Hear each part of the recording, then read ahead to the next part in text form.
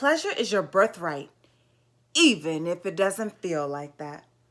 So let me break this one down. So, as you know, I'm a sex and relationship therapist. So I get to talk about sex all the time. I talk about relationships all the time. And I talk about our relationship to sex and to pleasure all the time.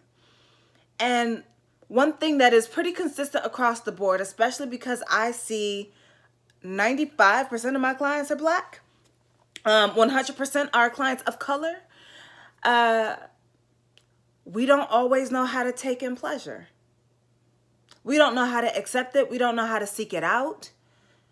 We are unfamiliar, and that's okay. It's not something that we have readily learned. A lot of us know suffering. We know sacrifice. We know pain. We don't know pleasure with the same oomph, with the same full body experience. We don't know it the same. Think about it. Think about how you live in certain other areas of your life. Because how we have pleasure in one area invariably impacts how we experience it in others. So food. Food for me is a very pleasurable and sensual experience. For some people, it's not. For some of you, it's not. Sometimes it's about restriction. It's about, I need to lose weight, or I can't get fat. But we're not also considering what that means, right? Well, why are we scared of being fat? What does that mean, right? Because it's not always about health. It's about looks, because fat people can be healthy, right?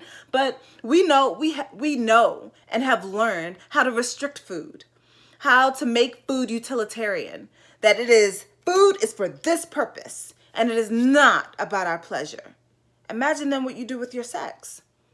Sex is the thing that I give to my partner to make sure that they are satisfied with me. It is not about my pleasure. Sex is the thing that we use to have a baby. It is not about my pleasure. Think about the ways that we make sex utilitarian.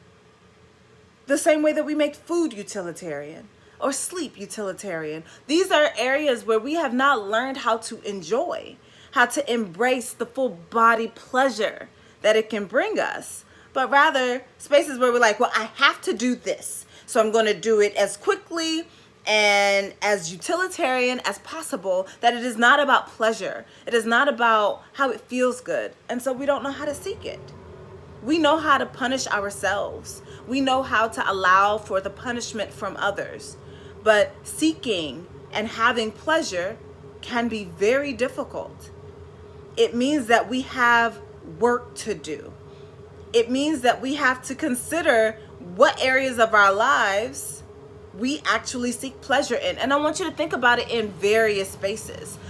How do you seek pleasure at work, at home, with your partner, with your friends, with your family, in the food you eat, in the way you dress, in the way you style your hair? All these things, I want you to think about how pleasure permeates them, or how pleasure could permeate them, so that we can start really building pleasure into our lives in all these different areas, so that when we build pleasure into sex, it's nothing. Sound off below. I want to know, how is it that you seek pleasure? What is something that you find pleasurable? How do you find that pleasure? Maybe someone else could get some help from it.